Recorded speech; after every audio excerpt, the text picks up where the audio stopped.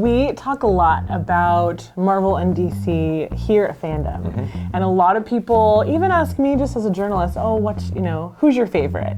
Like, no, I love both of them pretty much equally. And I feel like you're kind of similar. Like, do you want me to say though? Sure.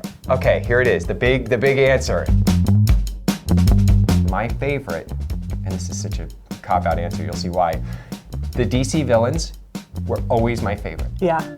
And the Marvel heroes were always my favorite. In fact, when I was a kid, I would buy 2 copies of comics sometimes because I was collecting Justice League, I was collecting Avengers, and West Coast I started getting into X-Men, and then I was reading, Teen Titans and some of the goofier stuff that now when I look back on it, I'm like, oh, I was such a cute little kid, They weren't cool. A lot of the ones that I was really into weren't cool, which is fine. But I would cut and paste battles. Like your own stories together. Yes. I love that. I wanted to see what happened when I was a huge Moon Knight fan. Okay. I still am, and I wanted to see Mark Spector had to go up against the Joker. Or, I wanted to see Morbius. That's amazing. Yeah, doing battle against Solomon Grundy. So that was the kind of stuff that I would do. What would your dream, or who would your dream Marvel hero, like current MCU Marvel hero, be versus an actor in a DC movie? Evangeline Lilly's Wasp is just She's such an awesome new addition. She steals the whole movie. You think that they can't keep adding new characters and new dynamics to this already incredible universe? And Paul is amazing, and he was so great in the first one. We haven't seen very many